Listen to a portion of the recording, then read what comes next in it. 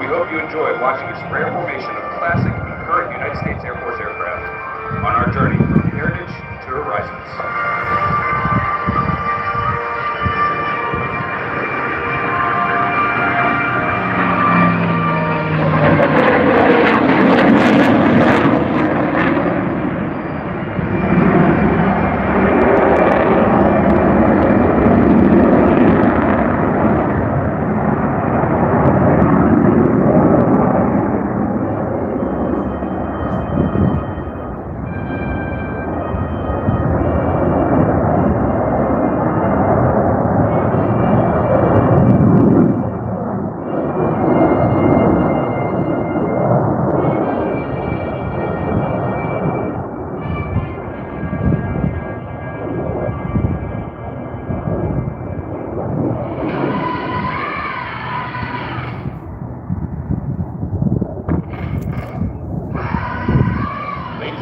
I would like to now introduce your 2023 F-22 demonstration team.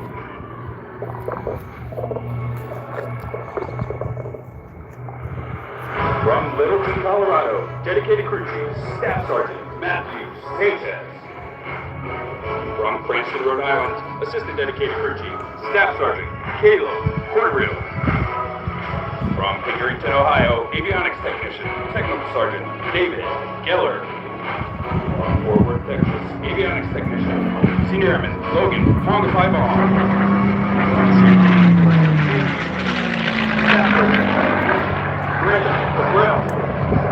From Coachella, California, Public Affairs Officer, Senior Airman Michael Logan. From Tempe, Arizona, F-22 Demo Superintendent, Master Sergeant John Lugo. From Jacksonville, Florida, our safety officer, a combat-ready fighter pilot, Major James Batman Block. And your 2023 F-22 demonstration fighter pilot with more than 750 hours in the F-22 Raptor. From Davenport, Iowa, Captain Samuel Raz Larson.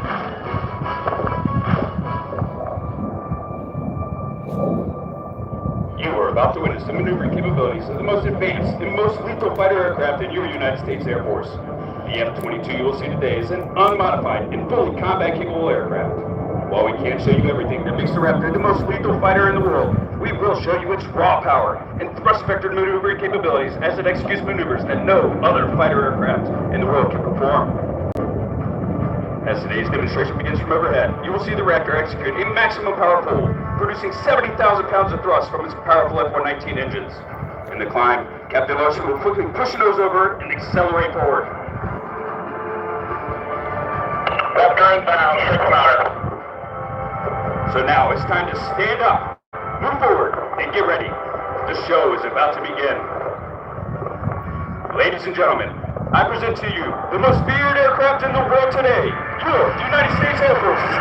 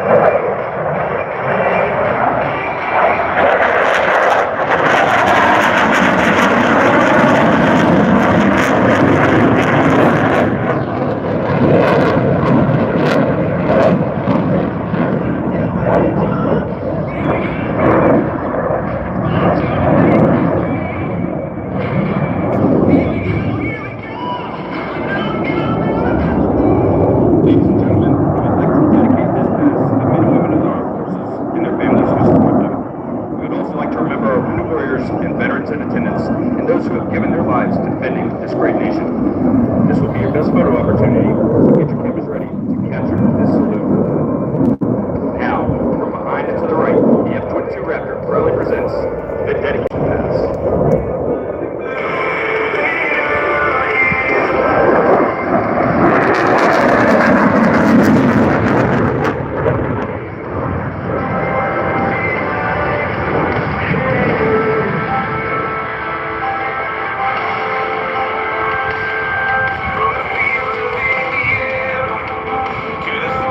The F-22 possesses the ability to point its nose at will, even at extremely low airspeeds and high angles of attack. Watch closely as the aircraft pulls into the vertical and executes a full 360-degree aileron roll. At altitude, the jet will flip backwards and level off. Then, in less than 2,000 feet of altitude,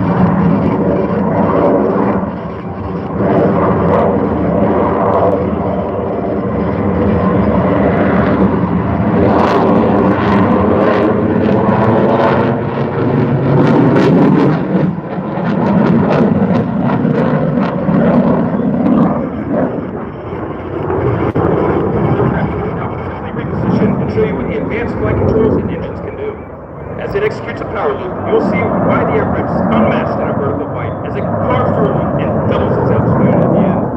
At the top of the loop, you'll see the Raptor rotate around one spot in the sky, utilizing the vectored thrust of the two powerful F-119 engines, which literally flip the aircraft through the vertical and back to level flight.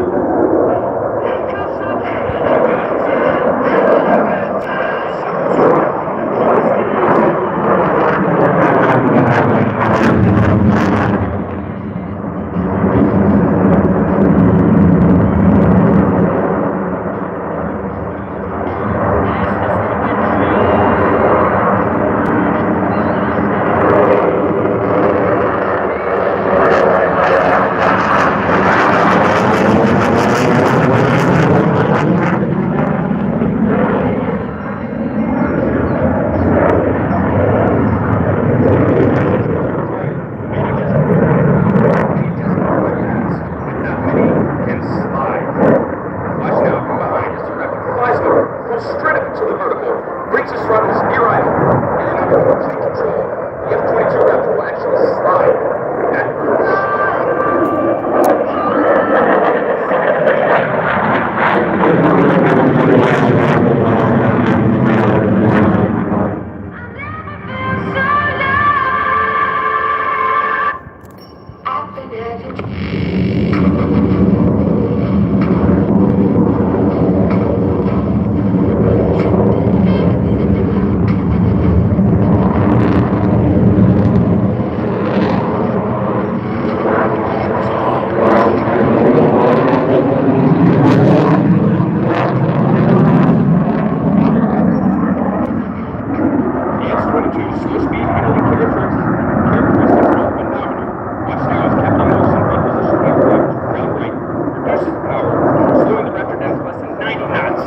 up on a high angle of attack.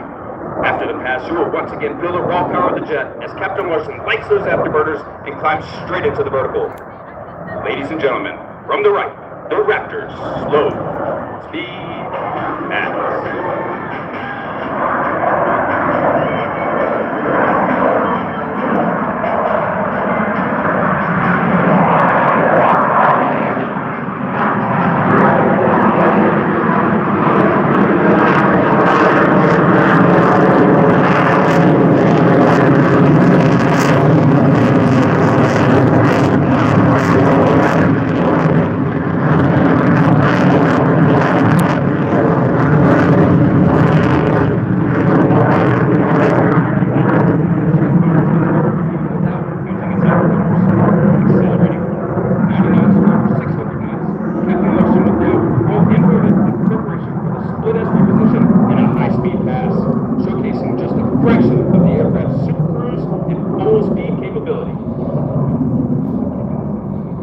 Ladies and gentlemen, prepare for winning time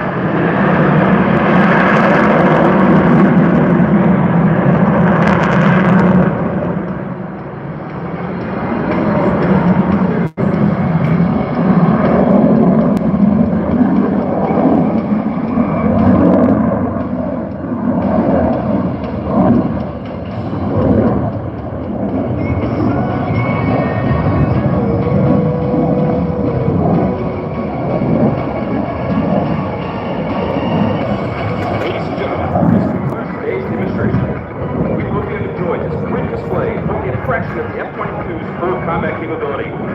As a key component of the most capable Air Force the world has ever known, your F-22 Raptors are ready to defend our nation's skies and dominate the battlespace anywhere on the globe. Ready to aim high, fly, fight, and win. You can follow us on Facebook, Twitter, and Instagram at F-22 Demo Team. On behalf of the United States Air Force, the Commander of Air Combat Command, General Mark Kelly, and all the men and women of Air Combat Command, thank you for your attendance, thank you for your patriotism, and thank you for your support.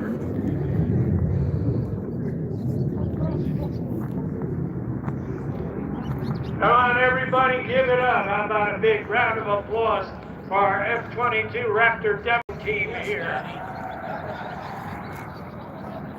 I did warn you, it was loud, but that's okay because that's the way jets are, that's the way we love them. We're going to dial it back a little bit here. In a moment or two, we're going to have Rick Volker come through, and he's got a Sukhoi Su-26, specifically 1986 Sukhoi Su-26. I'm sorry, make that 1989.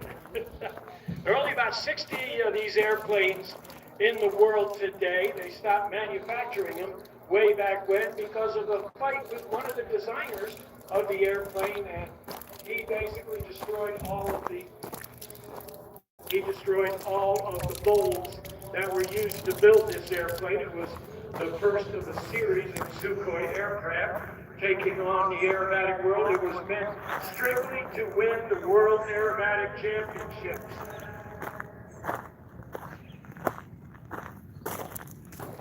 It's going to be very interesting because it's a completely different sound than what you're used to here.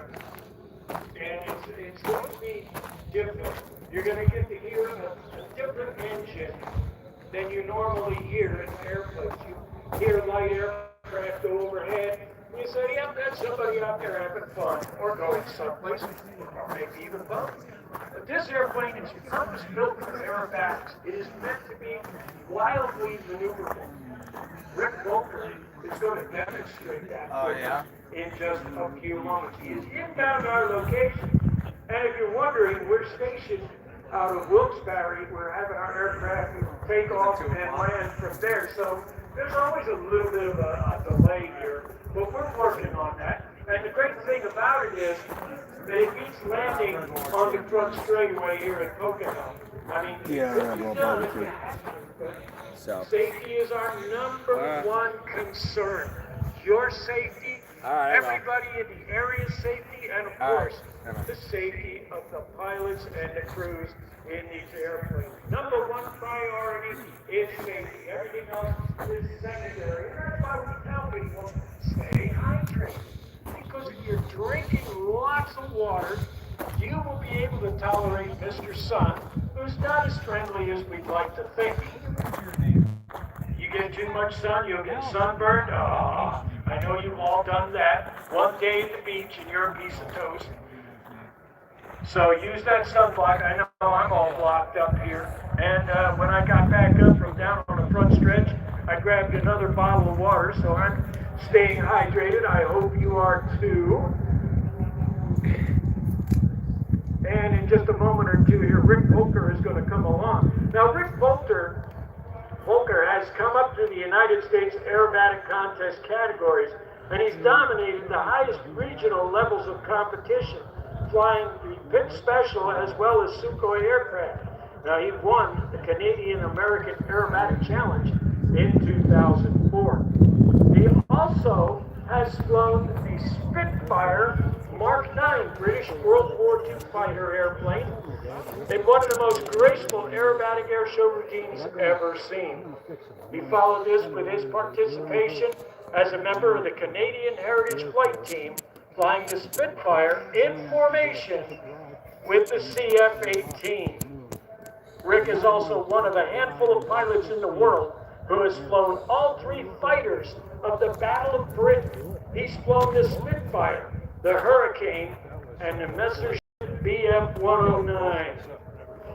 Also knowing Rick, he's one of those people, an even smaller number of pilots, who has flown them at the edge of their performance envelope. Rick was also the test pilot for the only Messerschmitt BF-109G model to fly in North America. He's also an expert behind the controls of the Harvard Mark IV, which some of you may know also as the North American AT-6 Texan. He flew it like it was a modern aerobatic aircraft, even though it's World War II vintage, with maneuvers such as rolling turns, tail slides, avalanches, snap rolls, and hammerheads. These are maneuvers for which this airplane was never designed. Many of those maneuvers were not in existence back then during World War II, when the T-6 and the Harvard were in their heyday training warbird pilots. Rick is also an aerobatic competency evaluator for the airshow industry and has been featured on the Discovery Channel and Aviators TV. He's been profiled in magazines such as Flying, Plane and Pilot, and Air and Space Museum, and most importantly for his experimentation with alternate fuels. He's also a contributing writer for Sport Aerobatics and Warbird magazines.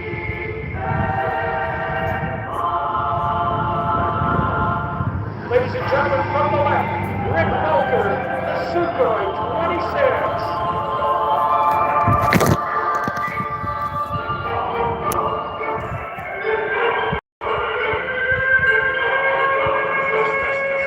Rick is going to demonstrate freestyle aerobatic flying, which can be defined as being outside the normal box of aerobatic maneuvers. The airplane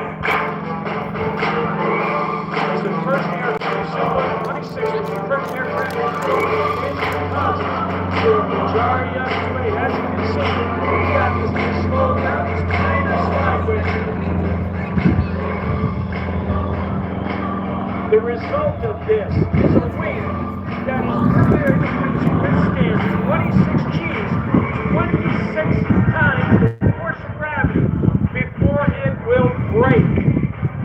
The aircraft has a limit of plus 12, minus 10. There you go, half cubic inch. And those limits are only in place because you could get hurt if you go any further than that. You'll notice it's a crisp maneuvering airplane as he climbs up onto the vertical. He's got about 400 horsepower in this. And that Russian radial engine, 9-cylinder radial. It's called a radial because the cylinders are arranged in a circle around the crankshaft.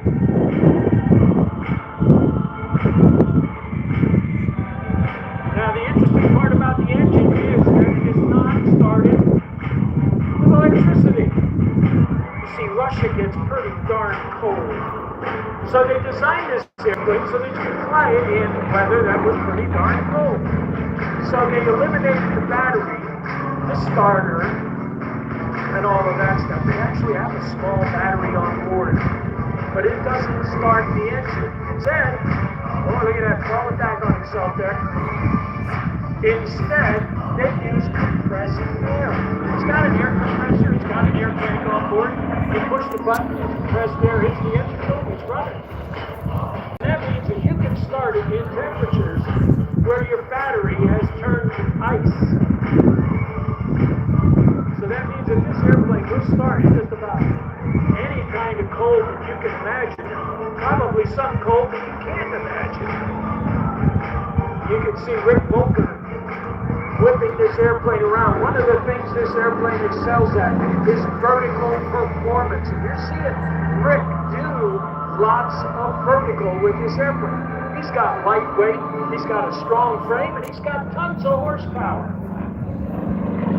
And the end result, it helps to make the airplane extremely maneuverable. And to this day, it is still a competitive aircraft in World Aerobatic Championships.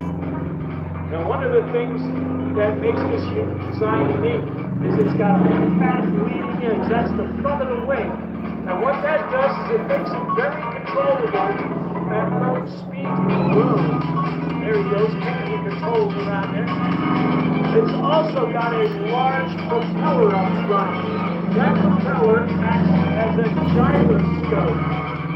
And what that does is that can easily improve the maneuverability of the airplane in certain directions. Now, I may look at some of these maneuvers are out of control. I promise you, they are perfectly in his control. Here he is onto the vertical. Keep an eye. Look at how slow the airplane is going. This is just barely flying. And of course, as he dives down, he's picking up more speed. Now, this kind of maneuver is very hard on your body. Your neck and your back just do not like that. There he goes, rolling the airplane on top of that. You can see that even at slow speed, the roll rate on this airplane is excellent. So to combat the effect of all of this G-force that Rick is encountering right now, is that the seat weight back to 35 degrees, kind of like the easy chair at home. It's easier for the body to withstand forces like that if you have to climb. Back onto the vertical again, pulls over the top, the plane will keep up the maneuver. Now, one of the limitations of this airplane is that it's got a tiny little fuel tank. Well, the problem was that Russia was worried about people taking this airplane and defecting with it. So they purposely gave it a small fuel tank. Oh, look at that, he's on it. He did that double hammerhead stall time. So they purposely gave the airplane with a fuel tank. It's got about an hour's worth of gas in it. Anytime they had to go on a longer run mission with this airplane, they fit it out to the belly. Now, Rick has flown over 40 different types of aircraft. And that is a lot of fun, I can tell you. There he goes up onto the top. It's very interesting to fly this airplane. And Rick would like to thank the sponsors for this year, too. He's got Parker Aerospace, Cleveland Freight, Michael Parachute, Trinity Avionics, Clarity Alarm, and of course, his wife, Trish. She understands the competition mindset, and as a matter of fact, she happens to be a pilot too, flying her own 1942 Howard DGA. Look at the roll rate on this airplane. If you have ever gone and watched cockpit videos of pilots doing aerobatics, you will understand that it is not a gentle ride at all. You are thrown every which way but loose on the positive G maneuver. That's where you're pulling on the stick. The G-forces are trying to push you into the seat of the airplane. The negative G-forces, where you are pushing forward on the stick, they're trying to throw you out through the canopy. The only thing that's holding you in as he goes inverted are the seat belts and the shoulder harnesses. Oh, look at that. There's negative G's. All the blood is going to his head. That is doing it the hard way. However, for those of you who can tolerate the G-forces, and if you're actually thinking, wow, this is quite the ultimate roller coaster ride, you would be correct. There you saw that big propeller coming into play as Grest Pocono tumbled that Sukhoi out there. Now, I believe he might be turning around here for a photo pass or two. So, yeah, I've just been informed by our air boss, Greg Whitmer, up here, that Rick Pocono is going to take this Sukhoi, bring her around, and here comes your photo pass. Let's listen to the sound of that engine.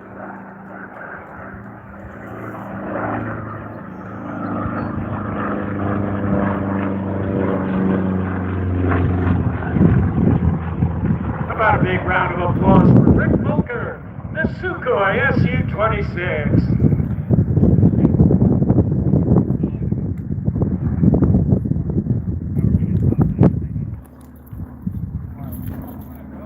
It is an awesome airplane. It is an awesome thing to be able to do aerobatics.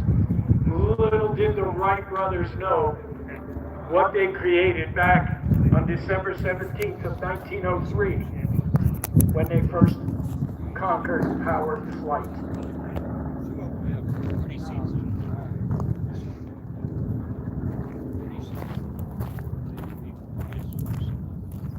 Ladies and gentlemen, if you will look off to your right and high, you're going to see something I know you've seen on television.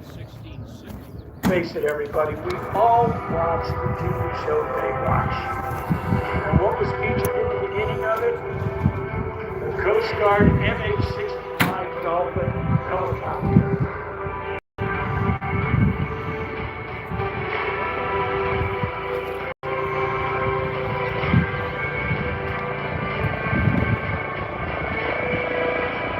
One of the United States Coast Guard's most recognizable aircraft must be the Eurocopter MH-65 SRR Dolphin, a gloss orange streak, racing or danger, rescue or both. One look at airport dolphin shows what the Coast Guard are all about. In 1979, selected as air rescue helicopter, replacing the submersible game-changer Seagull. The number of these helicopters began in 1984. The MH-65 only carries a crew of 4, pilot, co-pilot, flight attendant, rescue swimmer. Your crew for today, pilot in command is Christine Hughes. Co-pilot or second in command is Jack Walsh. Flight mechanic, John Monroe.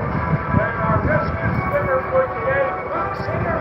They are based out of Coastguard Station in Atlantic City.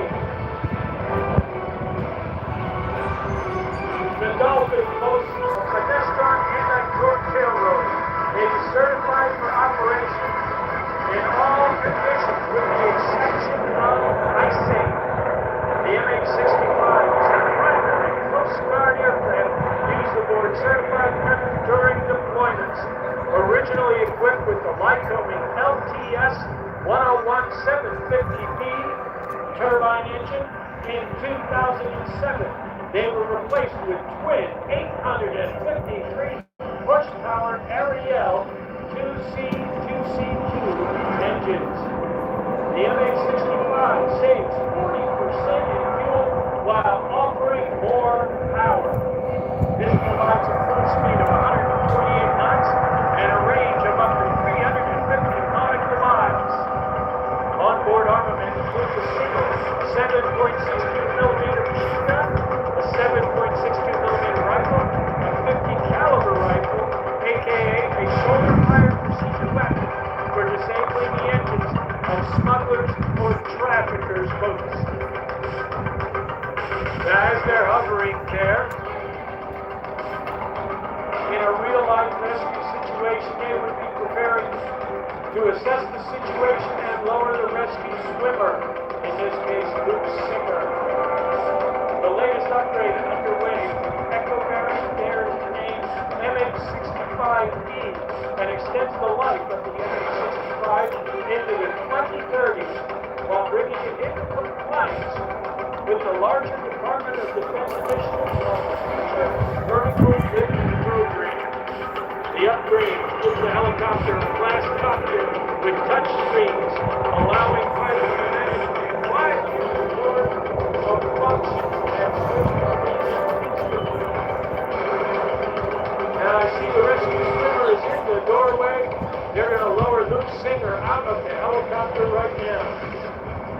And according to the pilots now flying it, the Echo version offers more precise navigation, increased fuel savings, and allows them to manage their flow and systems while keeping a hand on the aircraft controls.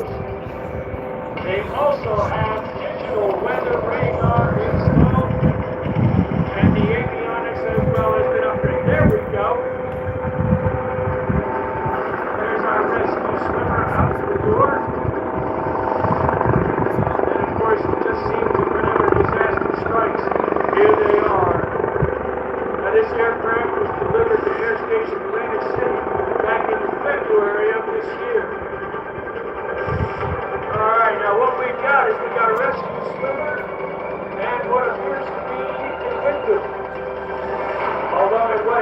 be is it might be a rescue suit. Very often they will lower a rescue suit to help with picking up anybody who needs picking up. Could be injuries, medical problems, a shipping distress, you name it, the Coast Guard handles it. It's good to know that when you say Mayday, Mayday on the radio, that the Coast Guard is listening and ready to rock and roll to your position to help you out whatever way they can. Now, last September, the Hurricane Ian struck Florida.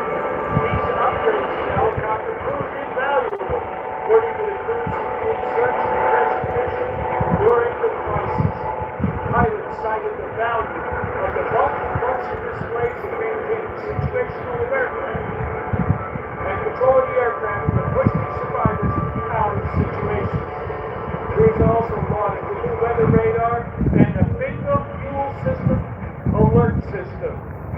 What bingo fuel is, that is the minimum amount of fuel that you want to be out with on a mission.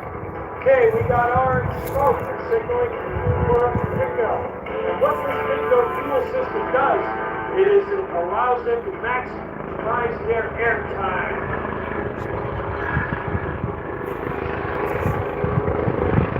So they're looking for surveying the situation. They know their rescue skipper is down there, it's not close, they're ready to be picked up, let's go get them.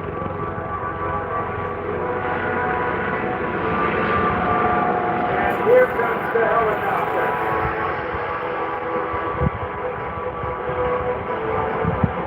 If you are an individual in trouble out there on the ocean, or perhaps a victim of bad weather, hurricanes, floods, this is a beautiful sight to see. Here comes the Coasties. Alright, now the idea is to hover a helicopter, and believe me, that is hard work, hovering a helicopter. It looks easy, but that's the training. To the untrained individuals like you and I, this looks easy. Trust me, it is not. It's some of the hardest flying these pilots will ever do. Basket is going out the side, getting ready for a pickup. Now, the one thing you gotta know is that while they're in that hover, they are burning maximum fuel. The only thing keeping that helicopter alive right now are those twin engines, those Ariel 2C2C2 engines. They're burning fuel, generating horsepower, keeping those rotor blades spinning. Okay, here comes our victim. In the basket coming up. Next up will be the rescue swimmer.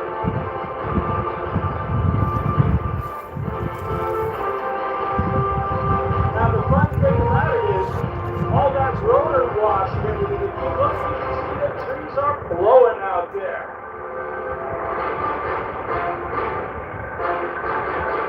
And if you happen to be doing an overwater rescue like the Coasties do all the time, it can blow off a significant amount of spray, which only makes it more difficult for everybody involved in the rescue operation.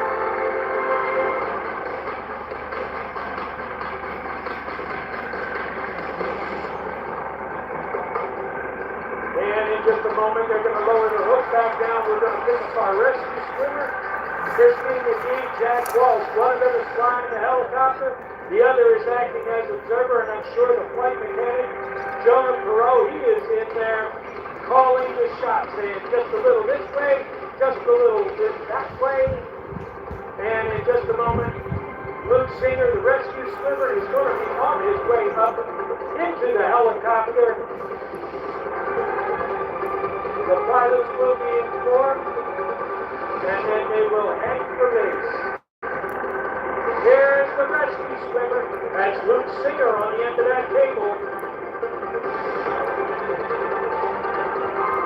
Once he is safely back in that helicopter, they will be off and running.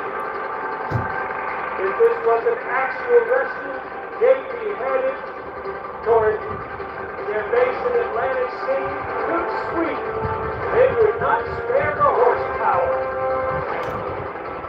Health and safety on board. We'll know in a minute. Flight mechanic will announce. Swimmer is on board.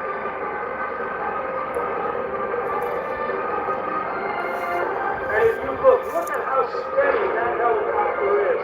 That takes a lot of skill to hold it like that. Now they're climbing out gently. And I'm sure in a moment you'll see it push over.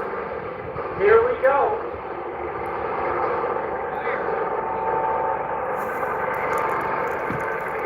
We're going to head back towards Coastguard Base Atlantic City. And there's the pushover. Ladies and gentlemen, how about a big round of applause for your United States Coast Guard?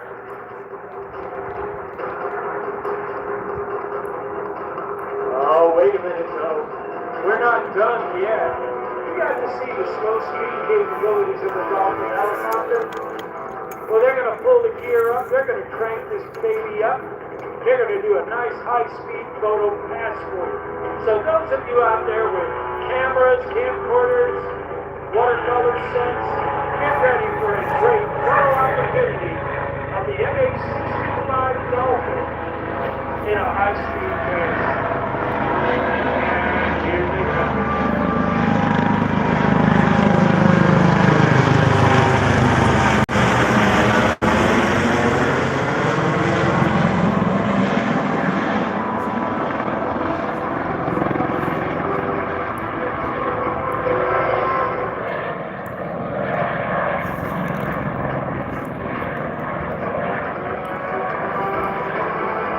Everybody wave!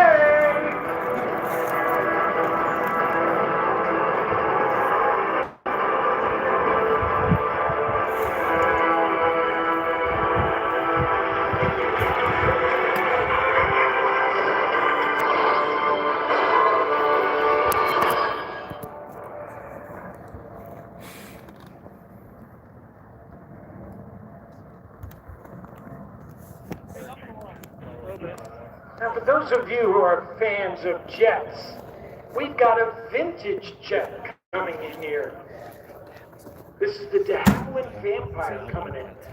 Now, development of the aircraft began during the Second World War in 1943 as an aircraft suitable for combat that harnessed the new innovation of jet propulsion. Remember, 1943, jet engines were, well, they were invented, but they weren't quite perfected just yet. It was quickly decided to opt for a single-engine, twin-boom aircraft equipped with the Halford H-1 turbojet engine, which was later known as the de Havilland Goblin. Originally ordered as an experimental aircraft only, ladies and gentlemen, coming in from the left, here's Jerry Conley, Flag, and the Vampire.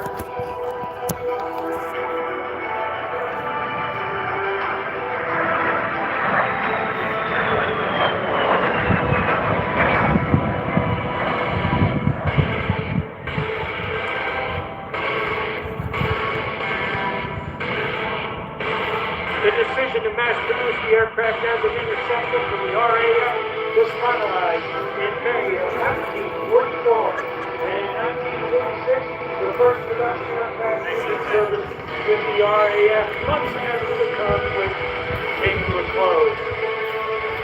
The Vampire was quickly used to replace many wartime piston-engine fighter aircraft, and the RAF operated it as a frontline fighter until 1953. About 3,300 Vampires were built. From the right, Jerry Conley, Flag, and the Vampire.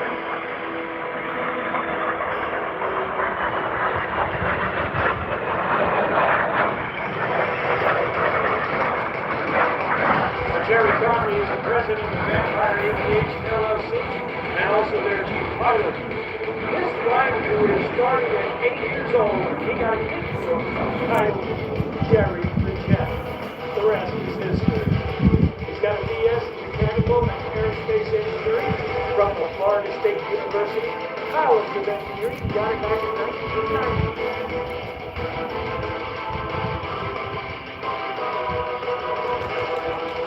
Jerry is also proud to have served our country in the United States Air Force and is an honorably discharged veteran service from 1980 to 1986. He's got 40 years of experience.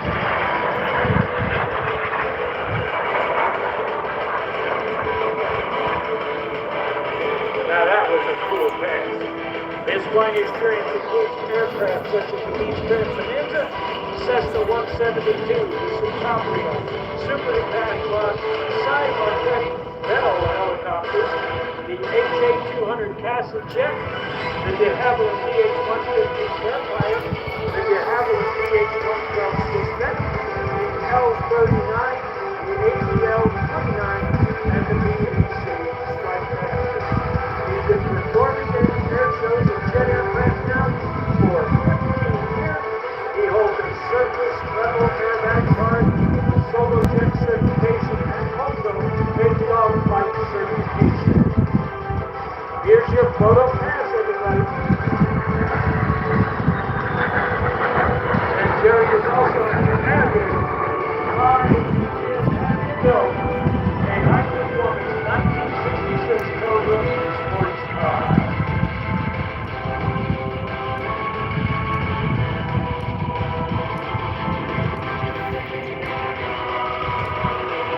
Alright, Jerry is going to bring the campfire back around. He's going to demonstrate how much we are going to hold. One thing to bear in mind though, first off, this aircraft is nowhere near synthesized. Not even close. Also, another thing to bear in mind is that most of this airplane is plywood. The only aluminum the aileron roll. I think it's pretty fast.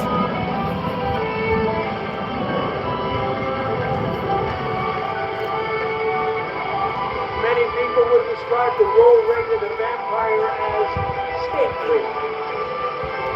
Remember, this is state-of-the-art jet aircraft almost 8 years ago. That's saying something. The fact that this airplane is still flying.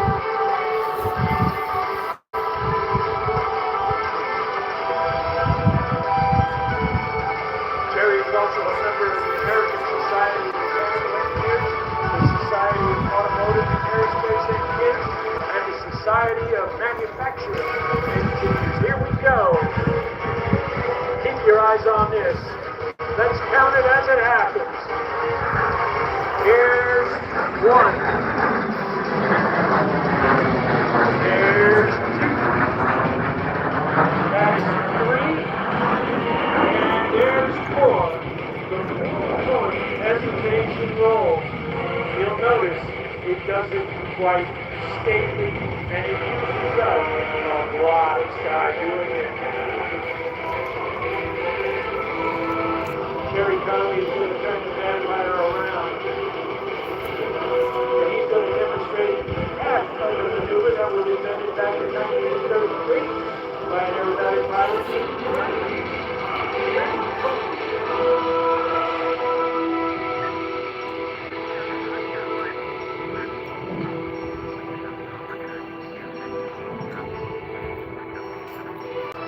From the left, here's the Vampire, Jerry Conley at the controls.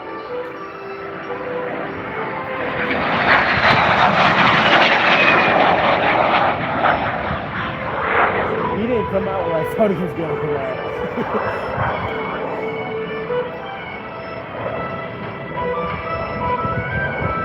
Now remember, the jet engines of the day, not exactly known for their power or their reliability. They were quite cranky. And it took a very gentle touch to be able to fly a jet and keep that engine running.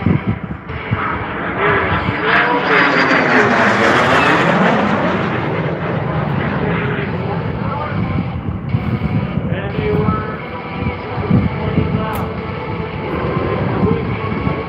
out. Sometimes you can get it to read right, other times it led to an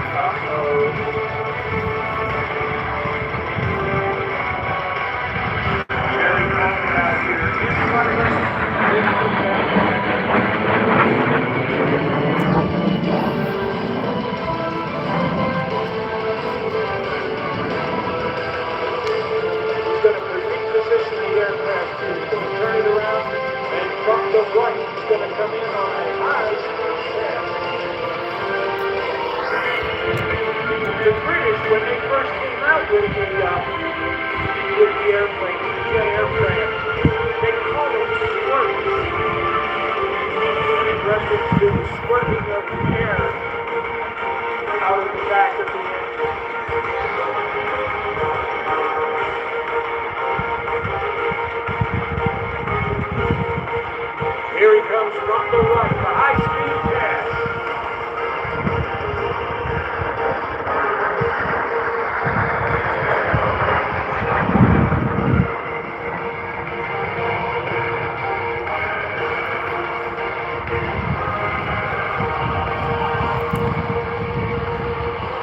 All right, ladies and gentlemen, get the cameras, the camcorders ready.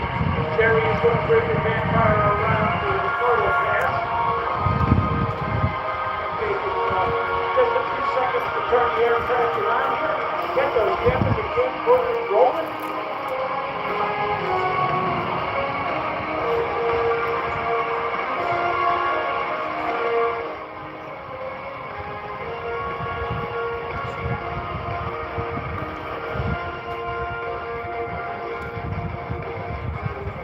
From the left, the smoke is on. Here comes Jerry Conley, the photo pass.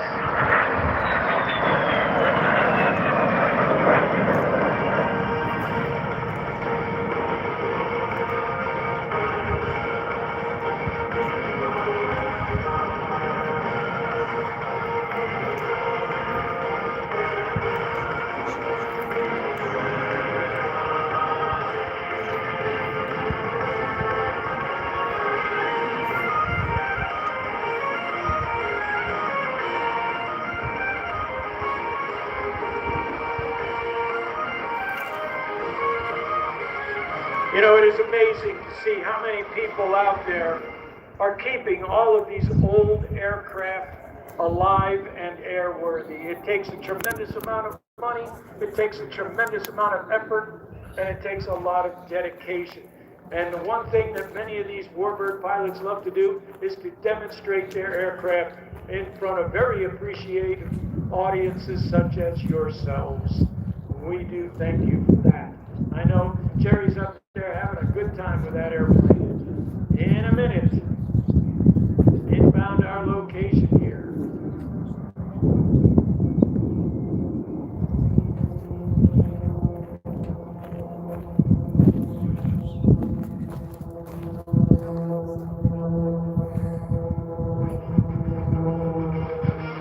Ladies and gentlemen, coming in from behind, here comes Rob Holland with his MSX-RH custom-built aircraft. You can hear him. He's going to come in from the left. Ladies and gentlemen, here we go. World-class aerobatics, courtesy of Rob Holland. Be prepared to be stunned. Oh, he's got this thing ranked.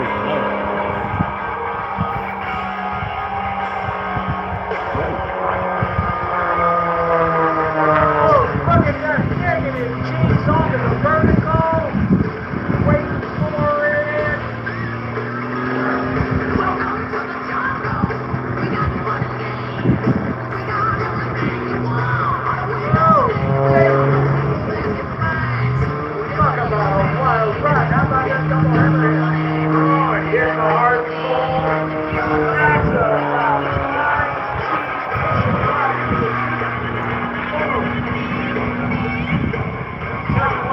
I hope you guys can see it. It's awesome.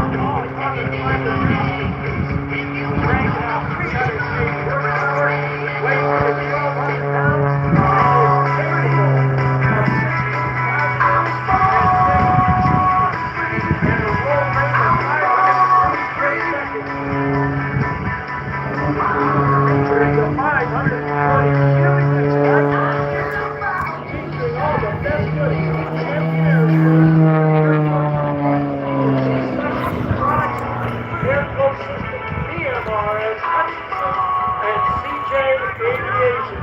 Up front, burning all that horsepower and much needed thrust. A whirlwind 408 three-way propeller.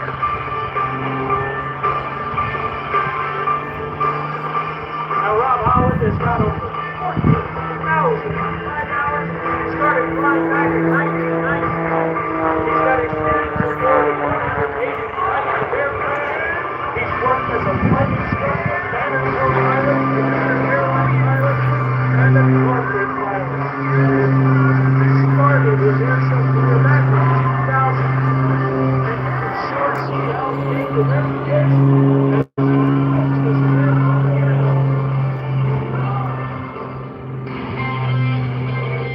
His love for aviation started when he was very young. He's been flying since he was 18 years old. Graduated from Daniel Webster College in aviation management and aviation operations. He holds multiple college ratings, including airline transport pilot and certified flight instructor. The list of accomplishments is impressive. 11 times current U.S. National Aerobatic Champion, 12 times and current U.S. National Freestyle Aerobatic Champion, 4 times U.S. Aerobatic Team Director, 6 times U.S. Unlimited Aerobatic Team Member, and 3 times U.S. Advanced Aerobatic Team Member.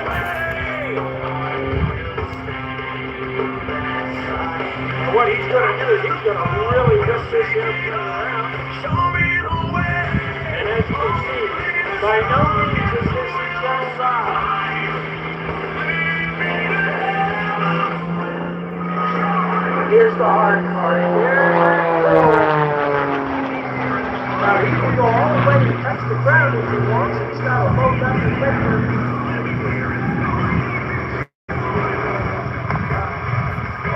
Goes over the top.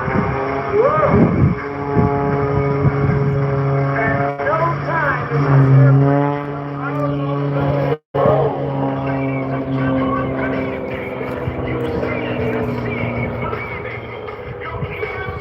Rob practices a lot with this aircraft.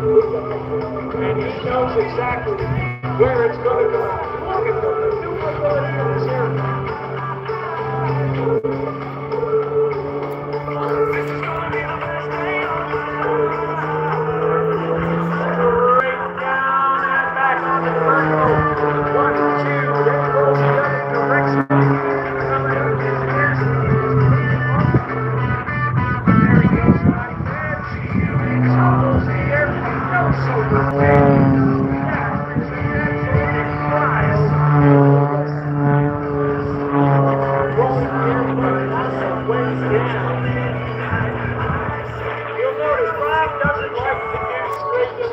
Very much, and that's okay by us.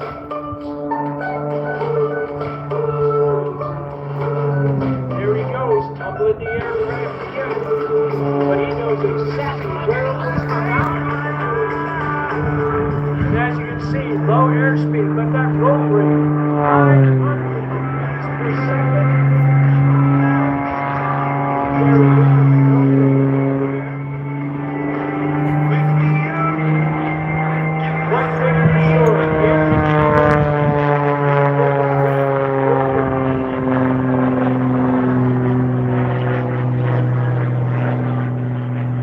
Talk to Rob live in the cockpit here.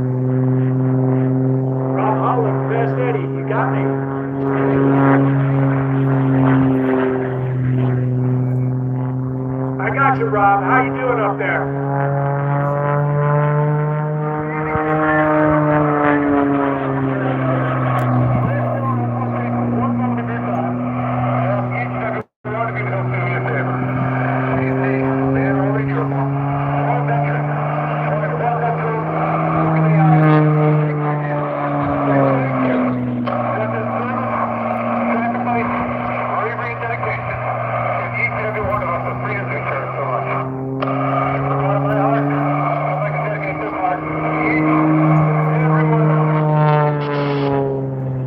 Sounds great, Rob. We'll get everybody to do that. Thank you very much. All right, folks, just going to climb up, get ready for the second half of my show.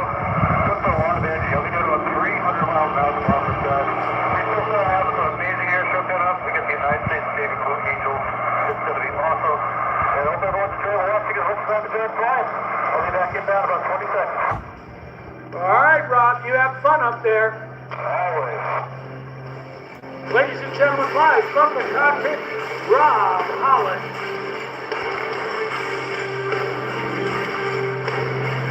All right, he's getting ready for part two. He's going to go up high. And then he's going to crank this aircraft. He's going to be coming down at 300 miles per hour. Here we go. Watch the rolls on this airplane. Brake rolls, brake wags, rolling and look at the roll rate on that airplane. Wow. Back into the vertical again. He's going to roll it around. I lost him in the sun.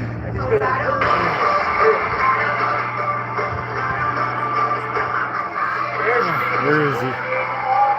Where is he? I don't know where he is. There we go. Where the heck did he go? And there you go. There's the rolling spin. I lost him.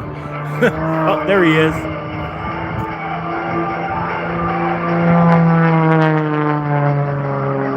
Send it back over. Straight level, but not for long. Hits the key with the control stick. Oh, there he goes, tumbling over and over again. The airplane wasn't designed for this. That has to be an absolute wild ride. Coming back down low. There you go. Look at the roll rate on it. Back to the reverse, the other direction.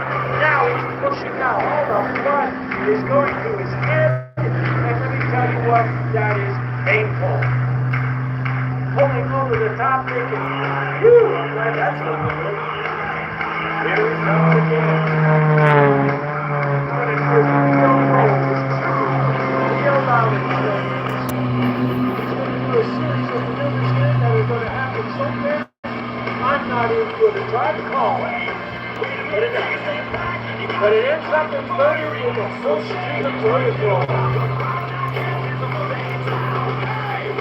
And there it is, nose over tail down. Oh, that's got to be absolutely amazing. 25% downline with rolls. Back onto the vertical, keep your eyes on it. He's trying to play stumpy announcer here, and so far he's hit. There's that tumble again. All that horsepower for that light to go. Boy, you can do that kind of stuff. Rolls in on the way down. Why did you get the rolls? Well, because he hit it. They're fun. Keep your eyes on this maneuver. He's going to go up. He's going to start letting his airspeed bleed off. Kicks the rudder hard. The airplane goes around and around and around. He calls this the swerve turn.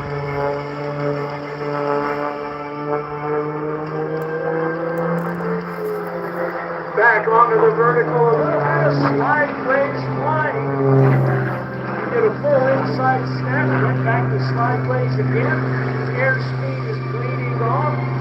Oh, look at this torque roll. The torque of the engine is what's actually rolling the airplane around on its axis.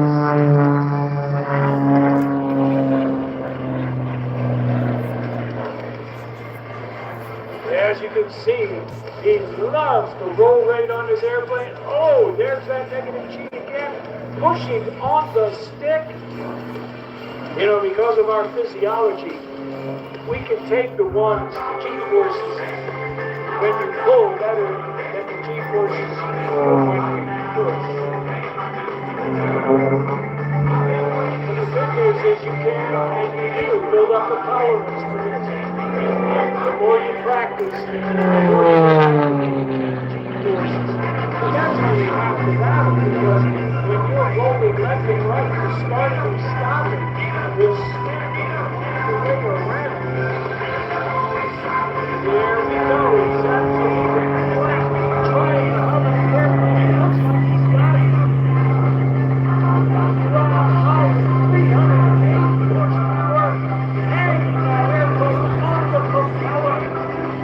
at the hover on that.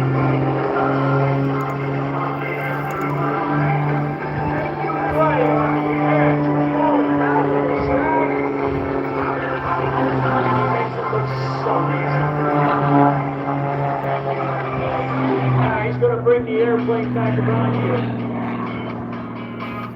And according to what I see on here,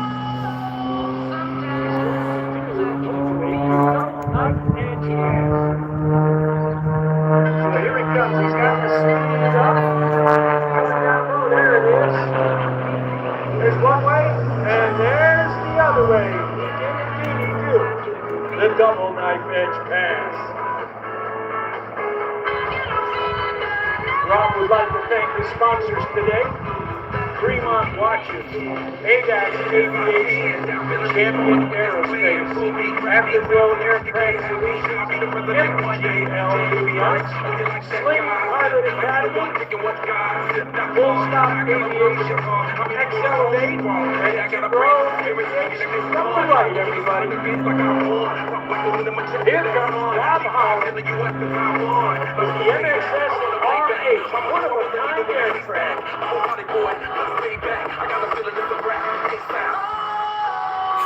Oh, look at this. He's going to do a touch and go on the backstretch. All right.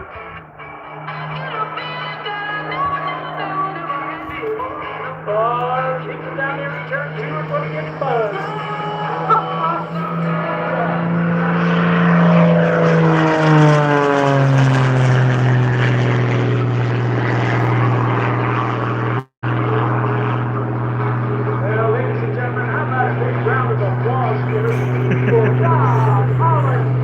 I think I'm going to stop on this one, and I'll come back when the Blue Angels are on their way. I need to charge up the battery a little bit. Thank you for everybody who's on here. I'll bring it back with the Blue Angels.